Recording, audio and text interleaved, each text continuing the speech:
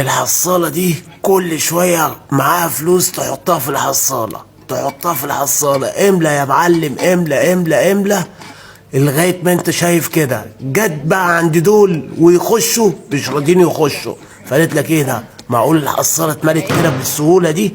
احنا بقالي شوية عمال احوش. فالمهم ايه، قالت لك بقى طالما اتملت يبقى لازم نفتحها ونشوفها. تعالوا بقى كلنا نشوف الحصالة دي جواها ايه بالظبط. وكمان دي العملة باليورو، يعني هنشوف دلوقتي مليانة فيها قد ايه وهتعدهم ولا مش هتعدهم.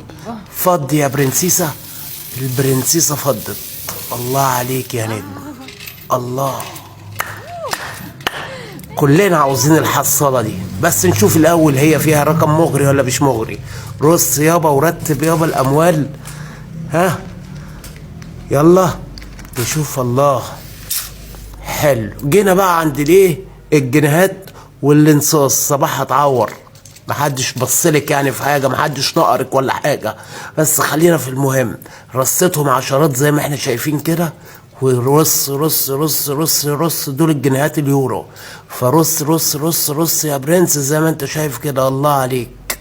طبعا كلنا نفسنا في الحصاله دي، بس خلينا نشوف الحصاله دي فيها رقم مغري ولا ايه.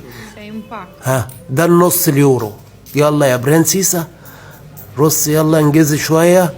الله عليك، الله عليكي. رص يابا، رص رتب يابا وعيش. منظر الاموال حلوه هي طالعه من الحصاله. اي حد بقى عنده عيل يجيب له حصاله زي كده وخليه يحوش بدل ما يصرفها في اي حته. دي نصيحتي للاطفال. معاك فلوس حطها في الحصاله. يلا، الفلوس الورق طلعت 745، ودول قعدت تقول 10 20 30 40 50 60. هوب جت حسبت لقيت 1790. لقيت برضو شويه فكه كده، هم قفلوهم ال 1800 1800 يورو 10